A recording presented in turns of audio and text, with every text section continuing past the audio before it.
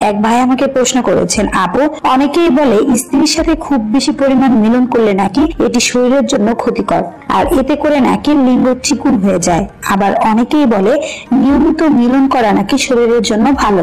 এই বিষয়গুলো কতটুকু সত্য মিথ্যা, দয়া করে বিষয়গুলো একটু সহজভাবে বলবেন। দর্শক, আপনার এই প্রশ্নের উত্তরে বলবো, একজন প্রাপ্ত বয়স্ক বিবাহিত পুরুষের তার স্ত্রীর সাথে নিয়মিত মিলন করা এটা মোটেও খারাপ নয়, বরং এটা শরীরের জন্য অত্যন্ত ভালো, যা বহুবার প্রমাণিত হয়েছে।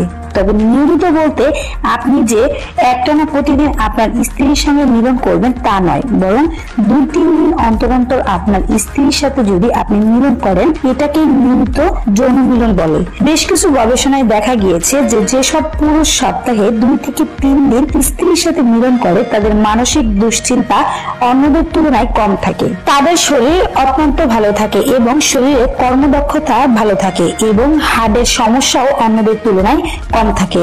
পুরুষের শরীরে নিয়মিত বীর্য উৎপাদন হতে থাকে এবং এই বীর্যগুলো পুরুষের বীর্যথলি বা অন্নথলিতে গিয়ে জমা হয়। স্ত্রীর সাথে মিলনের মাধ্যমে পুরুষের বীর্যথলি দিয়ে এই পুরাতন বীর্যগুলো শরীর থেকে বের হয়ে আসে এবং নতুন বীর্যগুলো যাতে বীর্যথলিতে জমা হতে পারে সেই জায়গায় তৈরি হয়। এক্ষেত্রে পুরুষ যদি 2-3 দিন অন্তর অন্তর মিলন করে, তাহলে কিন্তু সম্পূর্ণ প্রক্রিয়াটি সঠিক থাকে। 2-3 দিন অন্তর যে বীর্যগুলো উৎপাদন হয়, সেই পরিমাণ বীর্য মিলনের মাধ্যমে শরীর থেকে বের হয়ে যেতে পারে। কিন্তু কোন পুরুষ যদি একটানা প্রতিদিন নিয়ম করে মিলন করতে থাকে, তাহলে কিন্তু তার শরীরকে এই বীর্য বেশি উৎপাদন করার জন্য অত্যাধিক পরিশ্রম করতে হয়, যার ফলে সে কিন্তু শারীরিকভাবে ধীরে ধীরে দুর্বলতা অনুভব করে। এজন্য বেশ কিছু গবেষকরা বলে, বিবাহিত স্ত্রীর সঙ্গে ও একটানা প্রতিদিন মিলন করা যেমন ঠিক নয়, ঠিক একইভাবে স্বামী স্ত্রী যদি কাছাকাছি থাকে, তাহলে খুব বেশি বিরত বা খুব বেশি গ্যাপ দিয়েও মিলন করা উচিত নয়। সপ্তাহে কমপক্ষে 2 থেকে 3 বার এবং মাসে 10 থেকে 12 বার বিবাহিত দাম্পত্যদের মিলন করা শরীরের জন্য অন্তত ভালো। আর আরেকটা বিষয় হচ্ছে, খুব বেশি মিলন করার জন্য লিঙ্গ ছোট হয়ে যায় না কিংবা লিঙ্গ চিকুন হয়ে যায় না। কেউ যদি মাত্রা অতিরিক্ত মিলন করে কিংবা প্রতিদিন একটানা মিলন করতে থাকে, তাহলে সে শারীরিকভাবে দুর্বল হতে থাকে এবং তার লিঙ্গের যে পেশিগুলো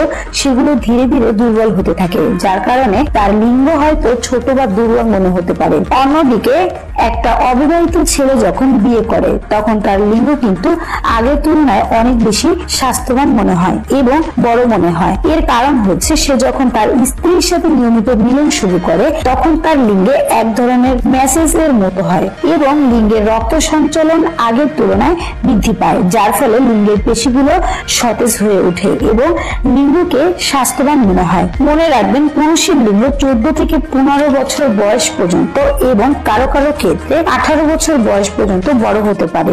এরপরে লিঙ্গ আকারে বড় কিংবা ছোট হয় না। এরপরে বয়স বাড়ার সাথে সাথে নানান কারণে পুরুষের লিঙ্গের পেশিগুলো দুর্বল অথবা সতেজ হওয়ার কারণে পুরুষের লিঙ্গ কিছুটা মোটা বা কিছুটা চিকুন মনে হতে পারে। আশা করি বিষয়টি বুঝতে পেরেছেন। ধন্যবাদ।